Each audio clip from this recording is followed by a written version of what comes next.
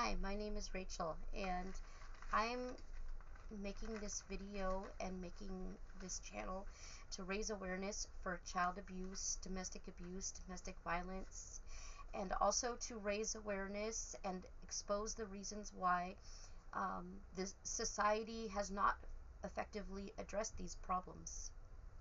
Despite having multiple government agencies and nonprofit agencies dedicated to protecting children, protecting families, prosecuting offenders, the this issue is still very serious in society.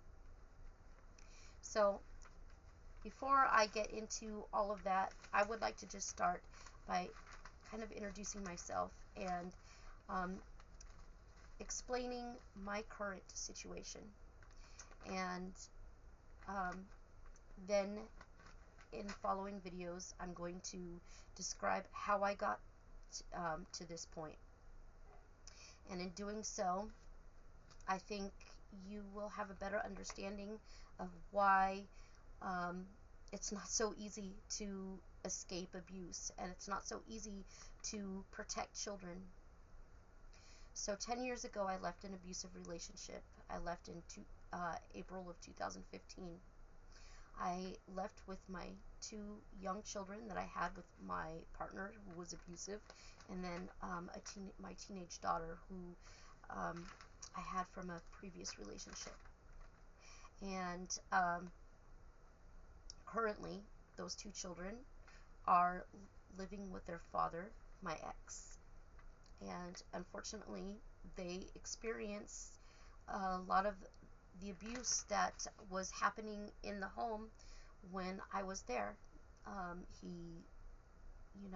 He hits them excessively, and I'm not judging people who spank their child. I know that it's legal. However, there comes a point where that becomes abuse. So, for example, my children get hit sometimes with a stick or a hanger or a phone charger. Sometimes they get smacked upside the head, things like that. It's not, you know, it's it's not okay.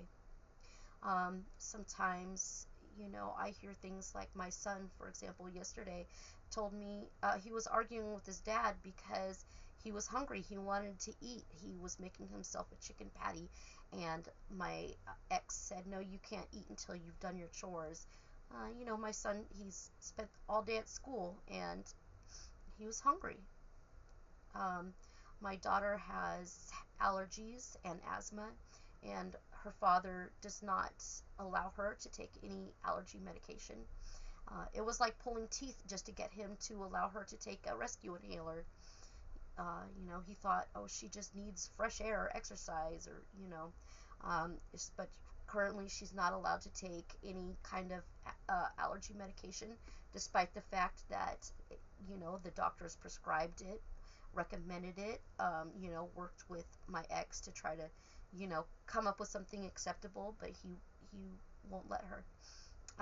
They currently live in a home that is very unhygienic, very unsafe, and this is willful. This is not because they're poor. It's not poverty. It's the man owns two homes, and he chooses to live in a makeshift tiny home. He calls it a tiny home, but I mean, it's just powered by an electric cord. He has an outdoor bathroom where my children have to bathe, so they don't.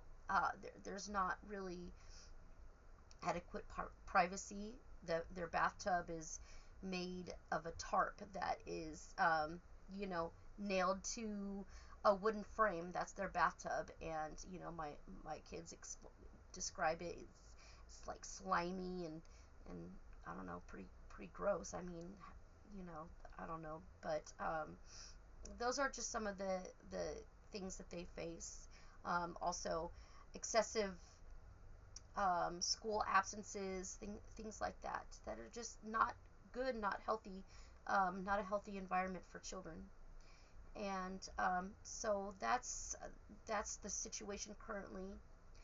And also, in addition to that, I don't have um, right now. I don't have any court order that protects any kind of regular visitation schedule. And I live about 90 minutes away from them, and I'm disabled. I can't drive, so you know, all of my visits with my children are at my ex's discretion, his sole discretion. Whatever he feels like, that's what's happening. And in addition to that, when he does feel like bringing them for a visit, he likes to be there the whole time, and he doesn't like them being in my home. So, unless I plan an activity, which is difficult to do because sometimes I don't know when he wants to bring them over, um, I have to just hang out in my yard with my ex, who's asking for food and trying to talk to me, and you know, being how he is, how I've known him to be for almost 2 decades. And then, so right now, mostly my contact with my children is over the phone, and I talk to them every day. Every day, sometimes for hours, we talk. Not because I'm trying to force them to talk to me, but because that's what they want. They want some kind of they want some kind of connection with me, and so um, we talk. And unfortunately, it's very triggering for me because I have to hear him some often be verbally abusive to my children, cussing at them, criticizing them, calling them names like lazy or retarded, or he'll interrupt the conversation and start arguing with me and calling me names like calling me the B word and the C word, and saying I'm a psychopath, accusing me of being a prostitute, things like that. Well, my kids are just on the phone, like they're sitting there holding the phone, and their dad's, you know, in their face yelling at them, um, or yelling at me through them, and it's really bad. And then there have been times where I've they're calling me because he's hitting them, or one of them calls me because the other one's been hit, or um, you know sometimes one of them's trying to get away and the other one's calling me, and so it's really really really bad. And um, so I want to explain to people how it's gotten this way. It obviously didn't get this way overnight, and I know there's a lot of people out there, there's a lot of kind-hearted people out there who think that the world has kind hearts like them, and so they think, oh, you just gotta ask for help, you just have to reach out for help and call these people or call this organization, or call the police, call CPS, go to court, this and that. And I've done all those things, and this is still where I'm at. And so I hope that by sharing my experience, I can expose some of the cracks in the system that that led me to this point in my life, and that still to this day are are a barrier to keeping my children safe and putting them somewhere safe.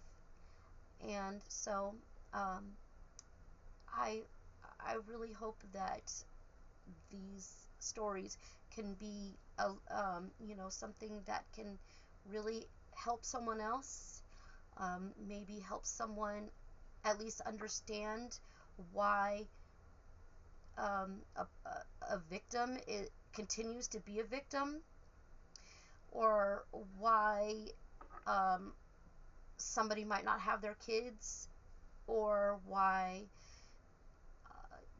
people, why this still is happening, why it seems like people aren't taking action, to protect themselves or protect their family, and just please listen to this with an open and kind heart, an open mind. Um, and so I also am hoping to um, have some, um, I'm also hoping to raise funds for some legal help, because in these 10 years I have never had any professional legal representation at all. And I've been able to make some strides at some points, just on my own, but I really feel like it would make a big difference in the life of, in the lives of my children, to have some legal representative.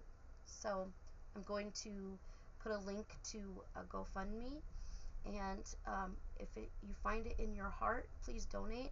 But you, um, if not, please just share and listen with an open mind.